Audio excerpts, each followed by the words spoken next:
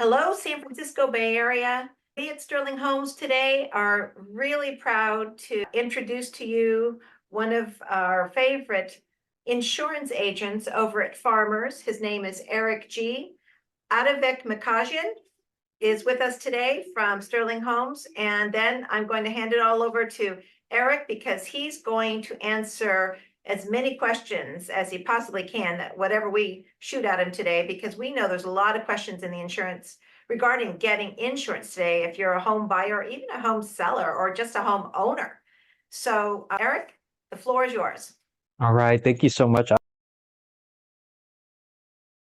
Anna, for the introductions. Just a little background about myself. I'm a farmer's agent here in San Francisco Bay Area. I've been a licensed agent since 2008. So I have a lot of experience in this Bay Area market. And I know there's a lot of changes happening right now in the insurance marketplace, and I'm happy to be a resource. I've been working with Anna for many years now, and I'm happy to be a resource for any of the questions and agents out there. Arevik, I think you have a bunch of questions that you would like to ask Eric. So I'm going to let you get started. How's that? Yes, absolutely. Thank you so much, Eric, for joining us today. Thank you. Yeah, you're welcome.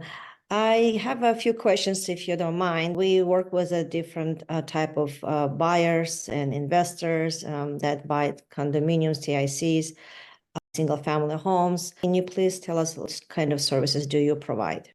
Yeah, definitely. So with a lot of your home buyers, if they're looking at single family homes, condominiums, TICs, we have a product available for almost all of the different type of properties that they're looking at. So I know single family homes are obviously very common, condominiums. There's other specialized type of products for like landlord insurance. So if some of your buyers are purchasing investment properties, we do have insurance products available for landlord coverage.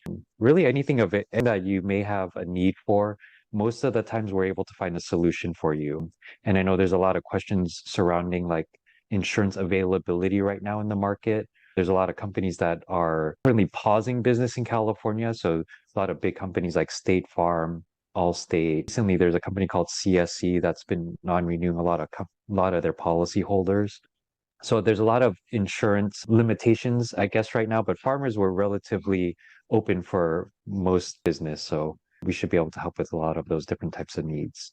Yeah, sounds good. Thank you. How about the new policies for the clients? Let's say they're already current customer of Farmers Insurance. Are they taking advantage of that or being existing client, or obtaining a new insurance is going to be kind of difficult or easier?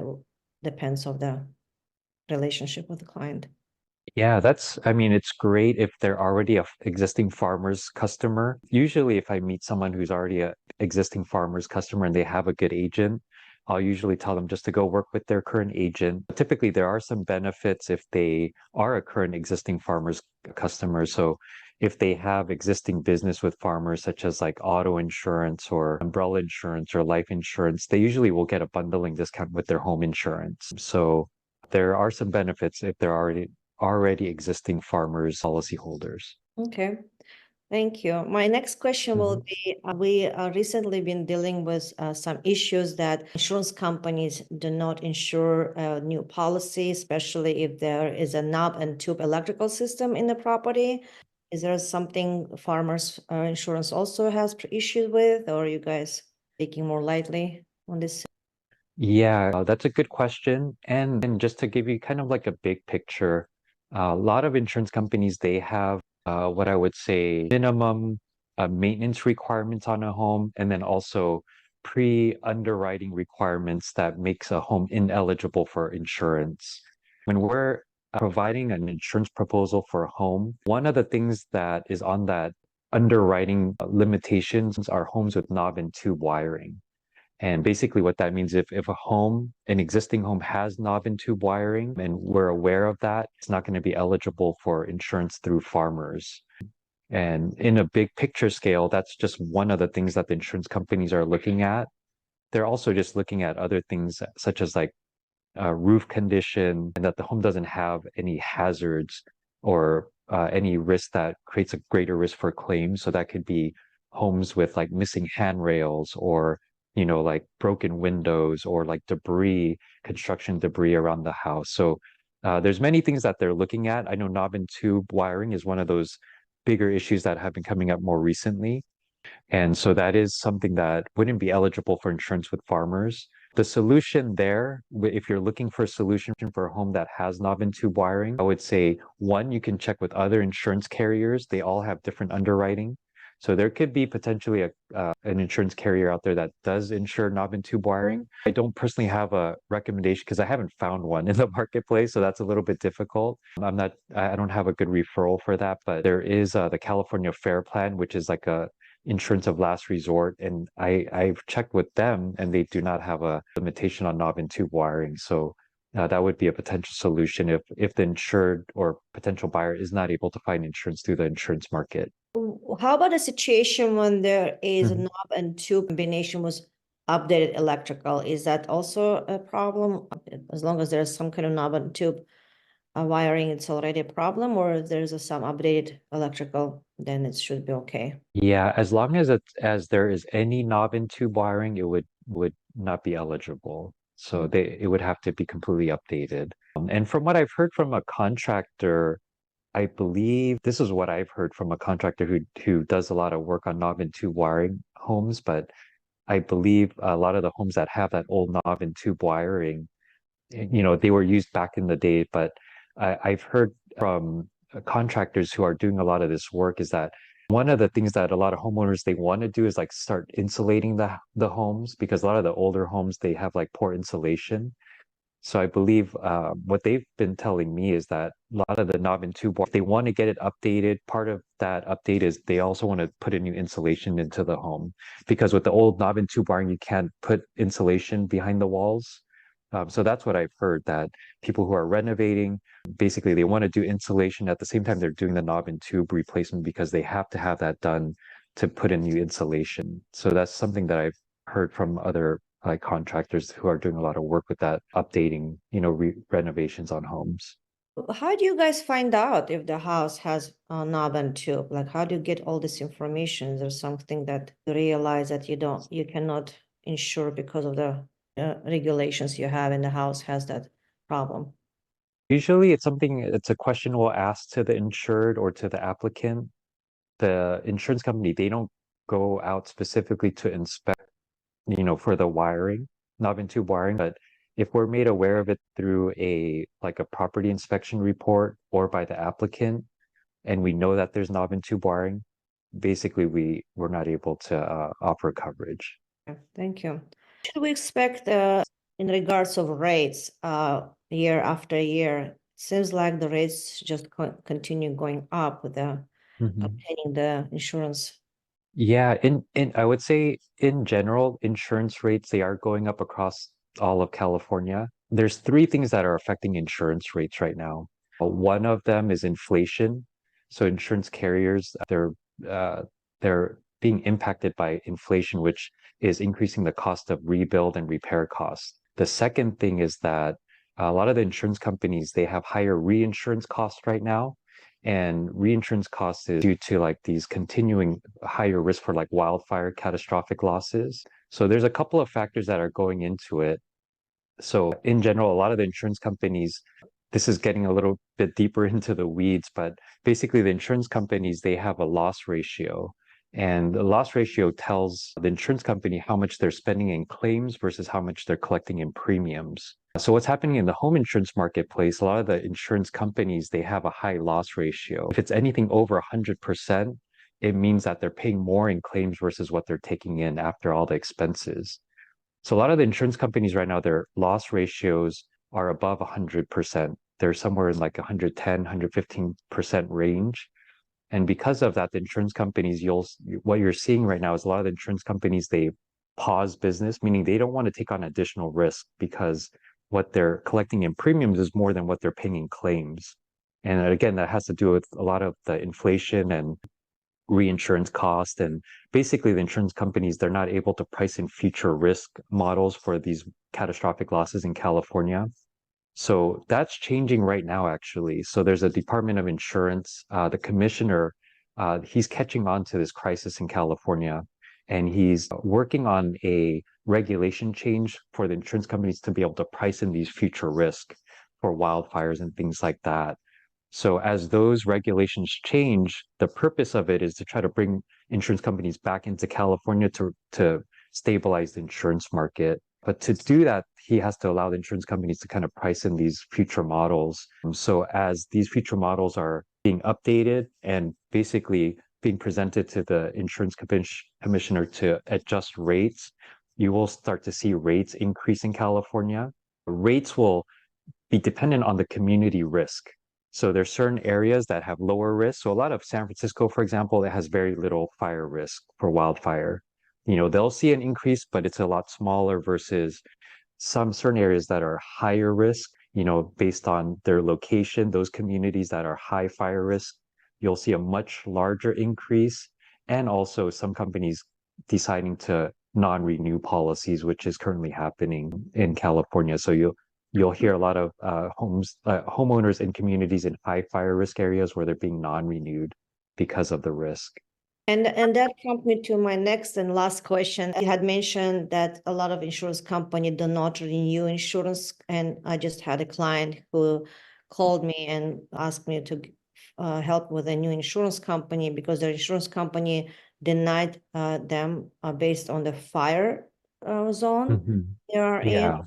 So if they call farmers market and they say, this is the reason my insurance company does not renew my policy, is it automatically you will also not renew because of that, or will you look into your own company's guidance? Yeah, it's case by case. So I mean, I probably get calls every week with people being non-renewed because the insurance market it's pretty unstable right now. And so I get calls weekly with people who are not with farmers that are being non-renewed or they're seeing some different rate increases. So what I personally do for the client is I'll check for availability through farmers insurance based on our underwriting and where we can write insurance. If we're able to place insurance with them with farmers, we should be able to help them through farmers insurance. We do have some other available options through like an internal brokerage that's owned by farmers. So we do have a few other insurance carriers that will also check for fire risk and if it's eligible for coverage.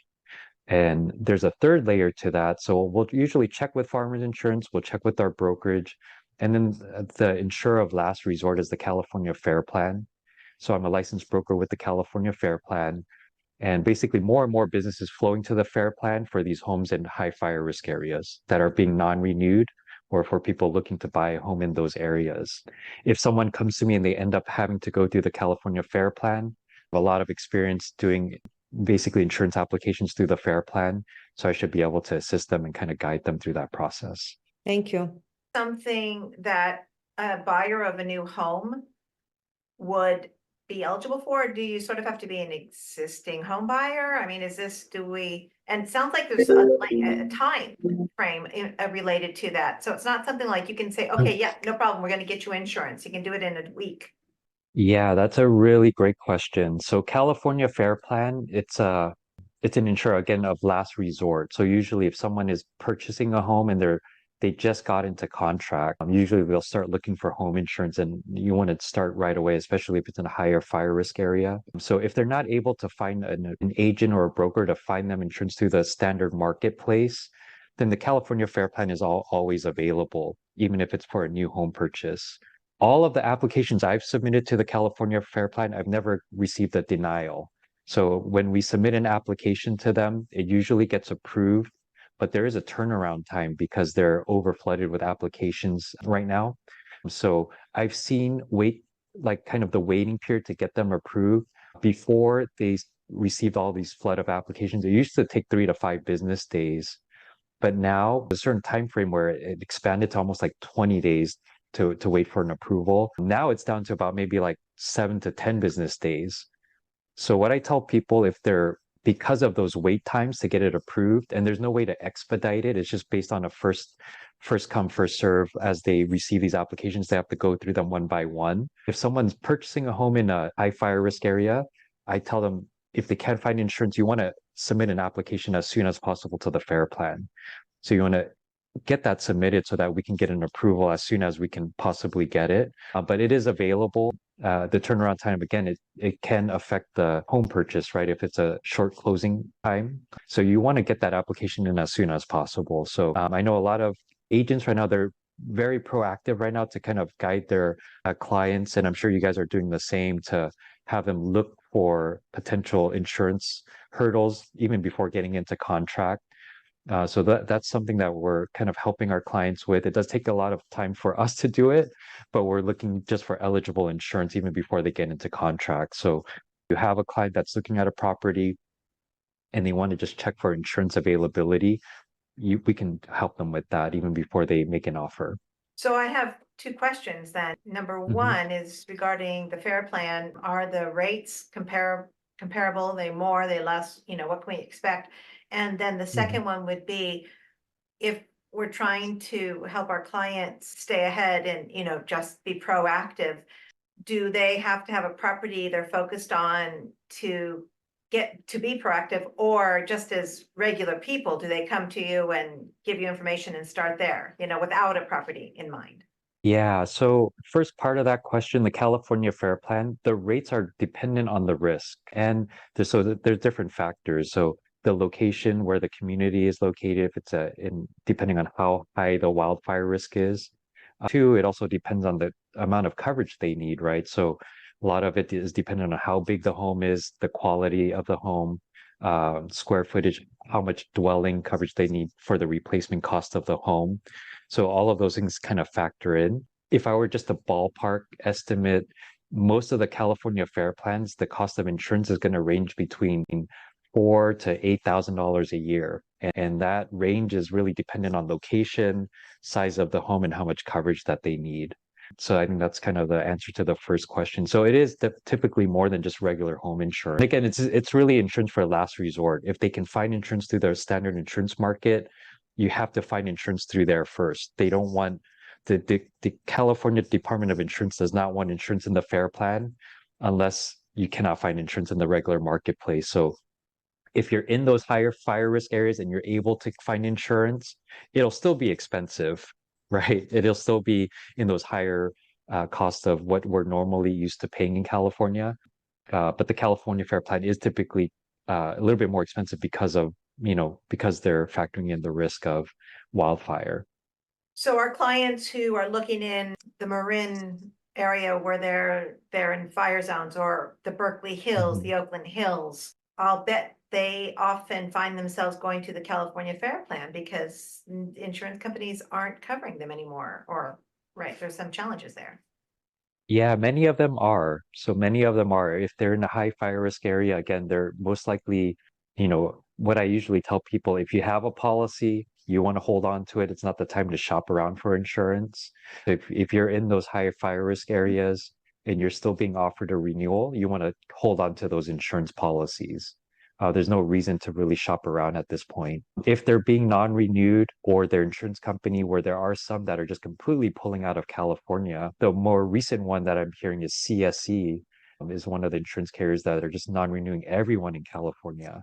If you're getting a non-renewal, that's the time to kind of just check again. You want to start shopping sooner rather than later.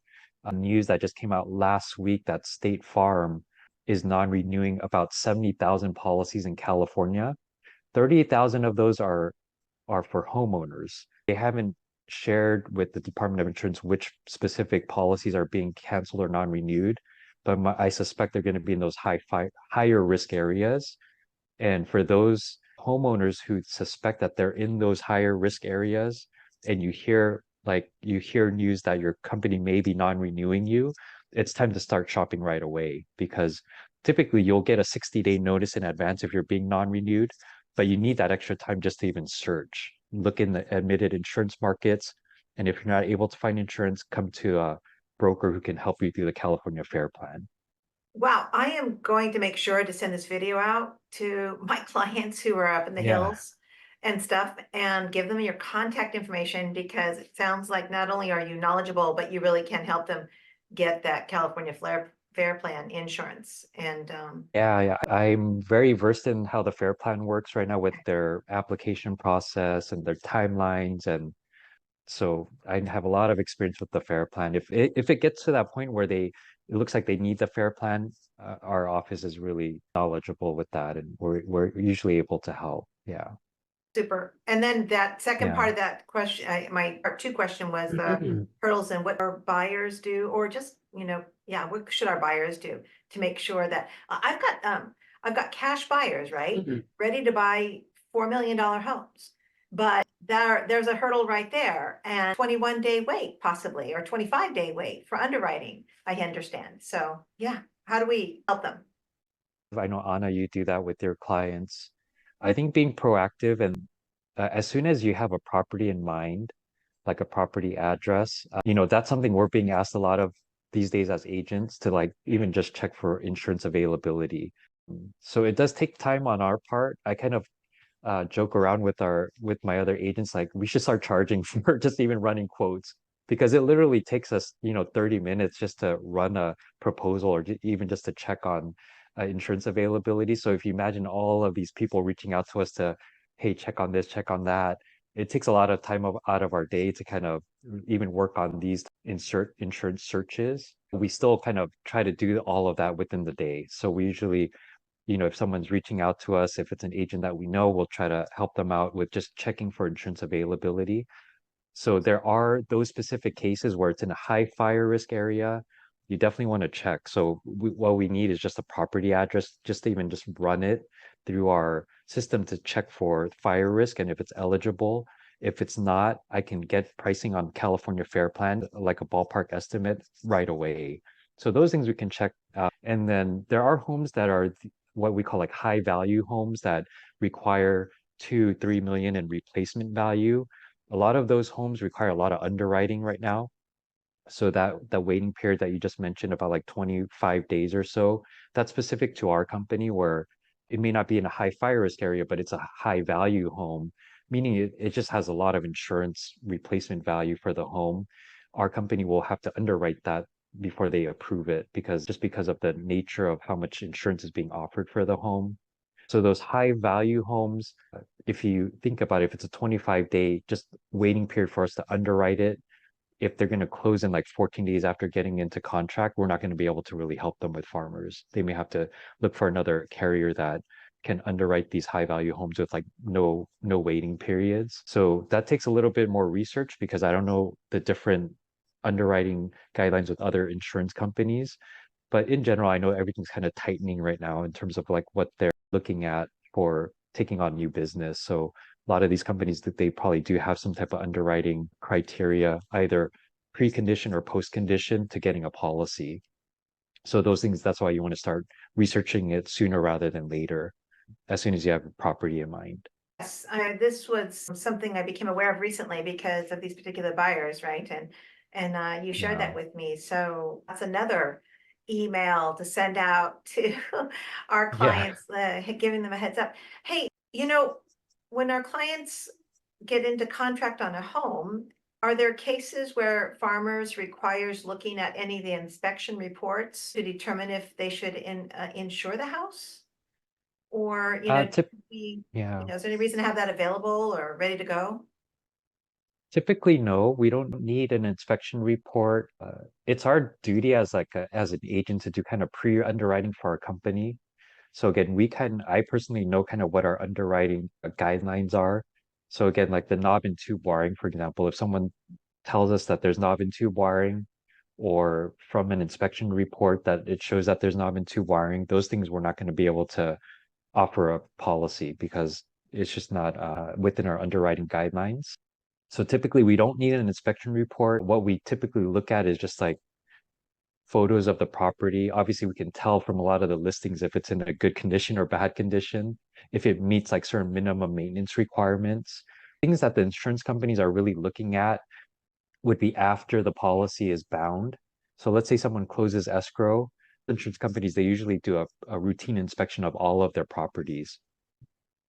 That could be an exterior or an exterior and interior. Most of the times it's just exterior if it's not one of those high value homes. So exterior, what they're really looking at is like, what's the roof condition like? Is the paint condition okay? Is there any other hazards that would create a greater risk for insurance claims like missing handrails or debris around the home. Those are like really common things. As long as a home to me looks like it's on the market, it's been prepped by the seller, it's in good condition. Usually we don't need any more information besides just knowing, home features and details, Gosh, if that makes I can sense. tell you Yeah. this whole interview is so educational. We've never really had to go so deep into insurance questions, we as agents, because we kind of just like Yeah. hand them off to you, you take care of it, let the buyers and sellers ask all the questions they need. But the world's changed in that It insurance has. industry. And so it's so valuable to have you with us today. I guess I really only have two questions remaining. Let's see, why farmers? How are you guys different from some of the other insurance companies? And is there any kind of success? Is there a success story, a horror story that you'd like to share that, you find that people find really interesting and makes them think twice or something? I think working with farmers as an agent, I think we're a little bit fortunate given the current situation or the current conditions in the insurance marketplace. So I have friends in the industry. I have a cousin who is a State Farm agent. And when the news broke out about 8 to 9 months ago that they were pausing new business in California, I was asking her, what are you going to do? Because now you can't write any business. And she said, right now I'm just taking more time with my family. She's just spending more time with their daughter. She came to visit like a couple of months ago, and I was catching up with her, and she just said, there's really not much we can do right now, just given that they're captive agents. And if State Farm isn't offering insurance, there's not really much she can do. She's just basically taking extra time with the family. And there's just news coming down all the time with, State Farm. Uh, I just say State Farm a lot because they're in the news a lot, but there's other insurance companies that are in the same boat, right? But since State Farm is a big company, you hear a lot of news about them, and they're non-renewing about 30,000 policyholders later this year. So I think a lot of these changes, insurance companies are kind of pulling away from taking on risk. So there's a couple of benefits with farmers that I kind of tell our clients because we have almost like monthly meetings with our corporate office basically because they want to give us updates in the California marketplace all the time. And that's one great thing with farmers. They're communicating with the agents what's going on, what the trends are, and what we're planning to do to continue to write business in California. So the good news, what I like about farmers, and I think a lot of policyholders can kind of rest assured, is that farmers insurance, their home office is in California, and then their biggest books of business are in California and in Texas. So even through all these changes in insurance, marketplaces and who's writing insurance and who's not, Farmers has continued to tell us is that we're going to continue to service our policyholders in California, and we're going to continue to try to stay open for business. There are changes that we need to make to kind of reduce the risk or kind of help underwrite the policies a little bit better. But knowing that Farmers is in California, home office is in California, and this is one of our biggest markets, Farmers isn't planning to go anywhere or shut down business like what you've been hearing in the news with other insurance companies. It's one huge benefit. The second benefit, I would say, farmers not knowing that all this would be happening. A few years ago, they started or they opened or started like an internal brokerage. So although we're captive agents with farmers, Farmers Insurance actually has an internally owned brokerage, which allows us to have access to some other insurance carriers. And that helps us with other types of insurance. Like if someone is doing like a home renovation, there's these stories where, I'm sure you have buyers from time to time, they're purchasing a home, but they're not going to be living in it yet. So they may be doing some major renovations before they move into the home. So there's a lot of moving pieces with insurance when that happens because home insurance generally is for someone who's living in the home, they're owner occupying it, or they're renting it out to tenants. But if it's vacant and being, renovated, that's a whole different type of insurance risk. And so through our brokerage, we can help a client transition from helping set up a regular home insurance to close escrow, but then transitioning to like a what we call the builder's risk policy through our brokerage, and then transitioning back to regular home insurance. So as a farmer's agent, we have luckily a lot more access. So versus like a State Farm agent, their hands are tied right now. They can't write any business. But with farmers, I feel super fortunate that we have this internally owned brokerage and we're still open for business in California. So those are some of I think one of the great benefits with farmers. You know, you mentioned something and I realized you helped out with a client. And let's see, Farmers is requiring that some sort of water valve be installed if a house is older than 20 years or something like this. Why don't that I thought was one way that Farmers is making sure that they can still insure in California. They figured out something that helps them save some money and they aren't just bailing the state. That's a really good point. So we talked about rates going up. And so one of the things that the insurance companies can do besides rate increases is non-rate actions and to help kind of reduce risk, right? So obviously insurance companies can raise their rates to kind of assess for proper premiums for the risk. But how Farmers has been able to kind of stay open for business is that add these additional conditions. It does require the homeowner to do some extra work, but it also helps to mitigate future kind of claims. So with home insurance, a lot of people, they know that home insurance covers like fire losses and other types of perils, but one of the very common types of claims with homes is that insurance policies, they cover for sudden releases of water. So water damage is not all inclusive, but the most common type of water claims are going to be like sudden releases of water inside the home. That typically happens if there's a failed pipe or an appliance fails or there's a malfunction with like a toilet, for example. So these water claims can be pretty significant, especially if it's like a multi-story home and water, let's say, starts in a second floor, comes down to the first floor. There's a lot of damage to flooring, to drywall, to personal property. So what the insurance companies are seeing and what Farmers is seeing specifically as these homes age, they have older plumbing. Homes built in 1950s or 40s or 30s, as they get older, plumbing will start to fail. So there's a lot of water claims specific to like sudden releases of water that is covered by insurance on our policy. So those type of claims obviously drive up those loss ratios, meaning we're paying out more in claims. So to help kind of mitigate that risk, our company has like a post condition now for older homes. Usually if it has older plumbing over 20 years old, we can help secure a policy for like a new home purchase, but within 45 days, they have to install a leak water detection system. There's many different type of systems out there, but the most common one that I've heard is called Flow by Moen. And basically it makes your home like a smart home, basically to monitor for water usage and potentially water leaks. So that system, it is a requirement now for our new homeowners, unless the home is like 20 years new or they've had all of their plumbing replaced. So if it does have older plumbing, they do have to install this Flow by Moen water leak detection. But the benefit for the insured is that they basically have a smart way to kind of track their water usage. And then if there's a sudden water leak event, that system will automatically shut off the main water valve to the house to limit a huge water claim, basically.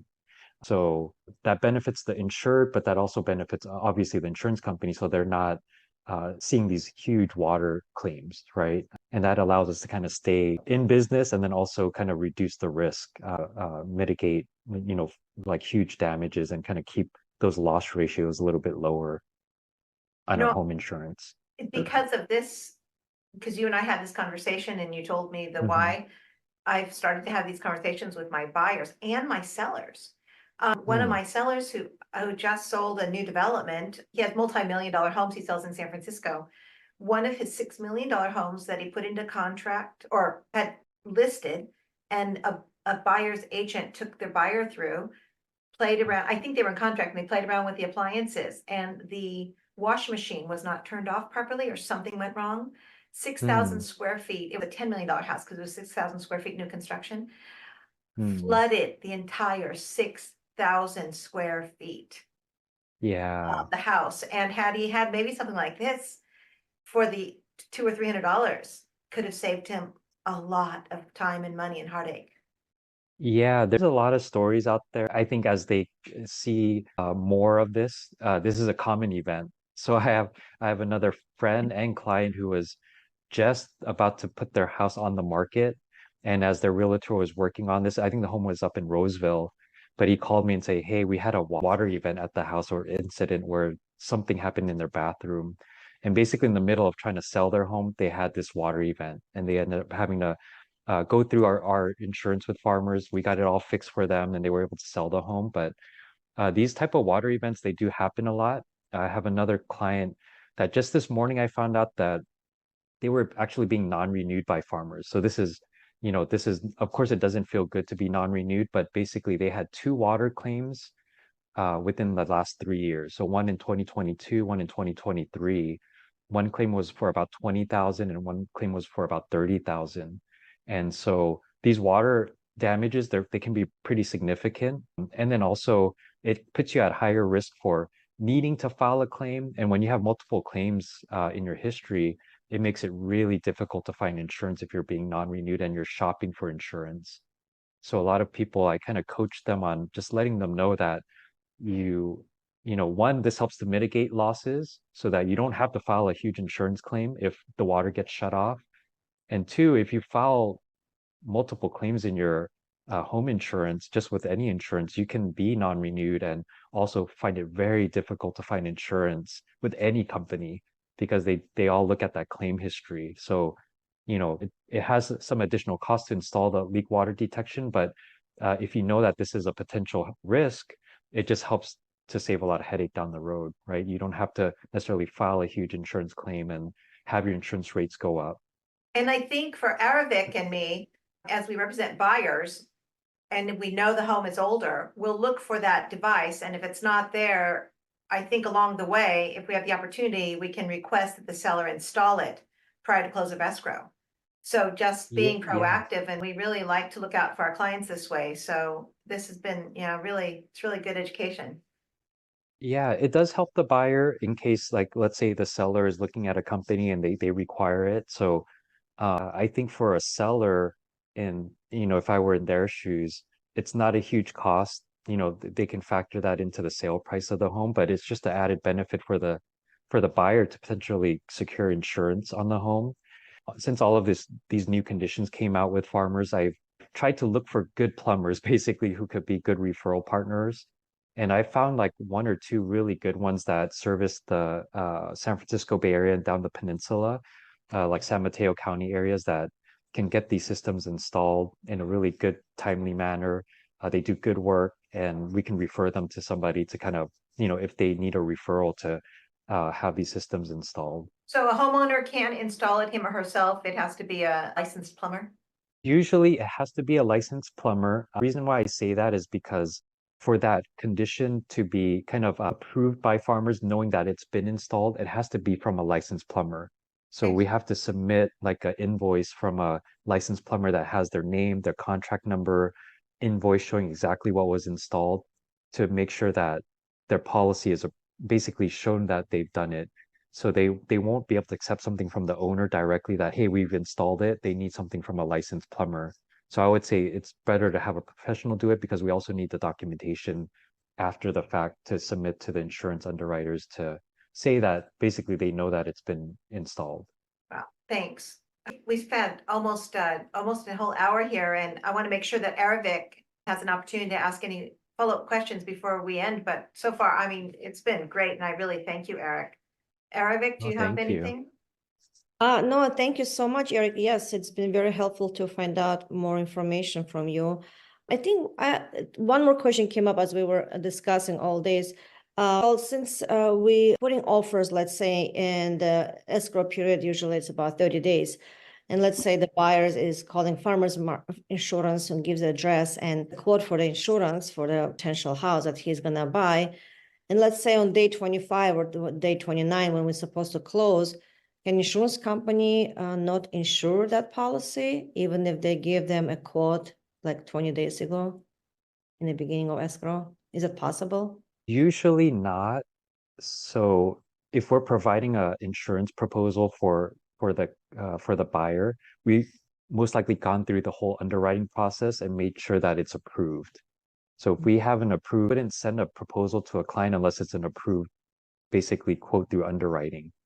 So when we prepare a home insurance proposal and we run the client's information for their loss history. And with that property information, it'll show any red flags right away. So that's where we kind of do that pre-condition, kind of looking at the property to make sure it's eligible for the buyer.